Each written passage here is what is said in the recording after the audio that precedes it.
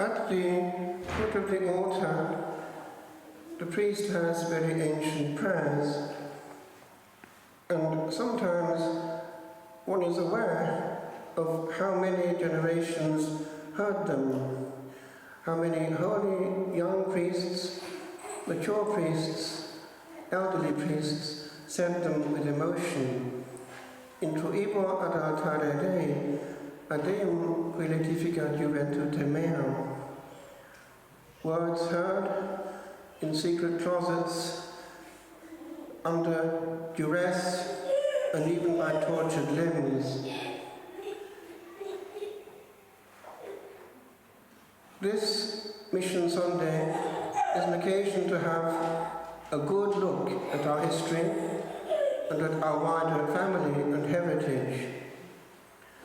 It happens to be also the feast day of the first martyrs of North America. I was looking a bit into the history of these holy Jesuits, and there were a few things that I noted. They were formed by other holy Jesuits, and in these early generations of the Society of Jesus, mission was in the air. They were coming back from front-line combat with stories. One thing was fairly common: it meant business. That was true of those who ordained also in Rome, and going back to the English mission. St. Philip Neri was in the church of St. Jerome, opposite the English college, would come out and kiss either the feet or the road and say to them, Salvete flores martyrum, hail, flowers of martyrs. That's the beginning of the hymn to the Holy Innocents, for they were going to torture and rack. Few survived. So too, these, a little later in time, were going to La Nouvelle France, the New France, what became Canada, and they were taking with them this baggage that they had. Highest quality young men, well trained, giving all. And that's the only way, giving all. Have you ever seen The Mission, that great film, which tells the story of the evangelization of Latin America? It's quite interesting. Well, these were going to the north. They had to do with what we call Red Indians, and they had an awful time. We have in the annals of these martyrs some of the most cruel details, gory to the utmost. I zoom into one case, one whose feast it is today, Isaac Jogues. He, of course, was caught, cruelly tortured, to the extent that his limbs were mangled, and possibly deliberately, in such a way that he could never ever celebrate again. But he managed to get out, and got back to France, mangled. He could never celebrate again. But then the thought came to him that maybe there would be a way to get over canon law, which forbade people who were with limbs lacking to celebrate, by writing to the Holy Father himself. Now, I forget the details, but I recall that something unexpected made it happen that the person of the Holy Father himself got onto the case and wanted to know more. And when he found what had happened, he wrote a very warm rescript inviting this young Jesuit to be dispensed and to celebrate again as best he could. He was moved to tears, and the following morning he was able, with his mangled limbs, to start again those same prayers at the foot of the altar. Intuibo ad altare Dei, Adeum qui letificat juventutem meam. And with all the fervour of his first Mass, and possibly more, he went up and celebrated the great mystery of his youth. But it didn't stop there. He felt compelled by grace to ask permission of his superiors to let him return. They were nervous, but they respected the grace of God and let him go. Back he went to the same Red Indians. Of course, he was caught again, butchered. I forget the gory detail, but I think he was hacked to death, or tomahawked or something awful. 10 years later, exactly, at the same place, was born a Red Indian, Kateri Tekakwitha. She had smallpox.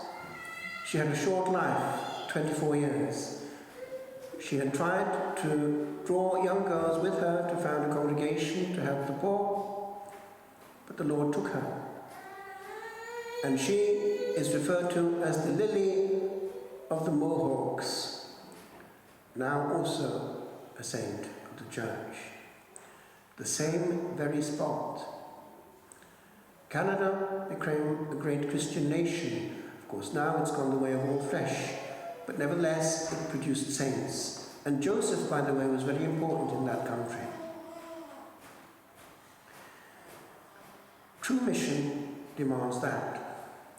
All. As it happens, twice over, I was living with missionaries.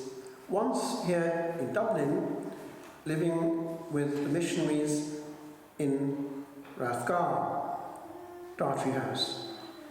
Different congregations were there, and also opposite was the centre of all mission work in Ireland. They had an eye over the whole planet. And table talk was interesting. It was serious. Not petty talk, but the real thing. I won't dwell on that. But the other time was a little later, this time after ordination in Rome. There it was with the American branch of missionaries, Merino, initially founded for China, but then they went over other countries. And the rector, by now I think in his 80s by then, was an experienced missionary who had given all his life and had one desire, to be sent back to live and die with his people. Everything. Again, table talk was interesting, as were the sermons. And he would come out with things which were very, very interesting. Including, by the way, stuff which you wouldn't expect an American to come out with at all. Satan. He knew that the first wave of evangelization was hand-to-hand combat with Satan. And he would tell stories which would make your hair stand on end. Remember that in these days of Halloween, it's the real thing. And in Africa, it's still out there. Witchcraft. I want to come closer to home. Mission. Do you know that one of the most powerful, although discreet, means of mission is the way of beauty? The via pulchritudinis. I mean, creating an atmosphere in which God himself is able to talk. A locus in which heaven and earth can meet. When I was 13, I went with my Sunday school class to the Eastern Orthodox liturgy in the docks area of Cardiff. Wow! This was something else. One was on a different planet altogether. History before one's eyes, and an intoxication which was something else. And soon after I went to the High Mass in the Catholic Church, not far from where we lived. And that too was something else. Now there was no huge performance or evangelization going on there. It was just a place where one stood before a power that somehow one recognized without a word. Is that happening in our liturgy today? Are people having that experience? Or are they having more of what they perhaps don't really want, but priests think they want, more of the same thing, so as to attract people. My friends, it doesn't quite work like that. I want to make a jump. I was pleasantly surprised in France in the 80s to find out what was going on there. There was a huge wave of renewal. It was in the charismatic ambit, but there it was very much harassed by the hierarchy. Bishops were working hand in hand with this powerful movement of renewal, and miracles were out there. But also this spontaneous creation of beauty. It was unbelievable how the Holy Ghost was in old places and old contexts, having a new language and a freedom to operate, which was just working. One was carried by a wave of spontaneous angelic beauty, which, by the way, caught young people who are into drugs and all the rest of it, who happened to come drawn by providence to this place and made a U-turn. Beauty is a language which is universal and somehow puts the soul in harmonious contact with its author. And if one is honest, one will recognize that that is one element of which modern youth is completely deprived. The beauty that they have now is satanic. The words are vile and foul. The rhythms are not rhythms but thumping noises which make the soul nervous. There is no consolation. We have the privilege of the author of beauty on our side, and we need to speak his language. Speak his language. I finish with this point. The missionaries of old and the true missionaries of our day learned at least one language of the area. Pope Leo did the same in Peru.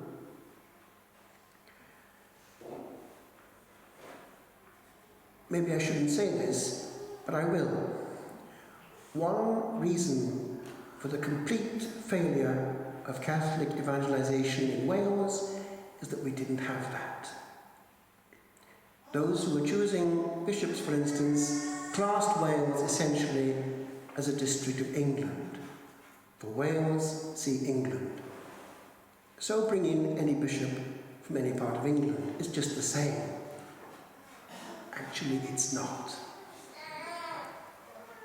The result is that the Catholics in Wales, I know from experience, are regarded as somewhat hostile and threatening to Welsh culture, a sort of colonialism. And so they won't go over to the Catholic Church. They'll stay in what they know to be safe for their culture. Sometimes the Vatican actually does listen, but they don't quite get it right. They think, for instance, that to understand some Welsh and to read it is to speak Welsh. It's actually not. Because you can't just go into a Welsh pulpit on the same terms as a Welsh preacher and get away with it. It won't work, and the Welsh people know it. I remember one day writing for some permission to a bishop in Wales in Welsh, and a letter came back in English complaining about the complication of my Welsh. I remember bubbling inside. So to avoid something dangerous with my pen, I wrote with the same pen to a friendly Baptist Welsh minister I knew who lived in Llanfair Pwllgwyngyll, Gogerwch yn Robwll, Llantysilio Gogogoch, emphasizing that I was writing to a friend in Llanfair Pwllgwyngyll, Gogerwch yn Robwll, Llantysilio Gogogoch, and repeating on the envelope the same full word, Llanfair Pwllgwyngyll, Gogerwch yn Robwll, Llantysilio Gogogoch, and insisting that at least at the end enough energy had been spared from further disaster. I had relieved myself of something which could have been explosive. This, my friends, is true mission. does the church understand the meaning of it? We have to understand the mentality of the people that we're handling, not talk down to them. Any person who talks down to the people he's ministering to is pushed aside by that people. People don't like to be talked down to. They have their own treasure, which one respects. And Pope Leo knew that in Peru. And so did my friends the missionaries. They wanted to live and die with those that they knew and loved. These are the hidden treasures, never talked down to another soul. That soul is an immortal jewel.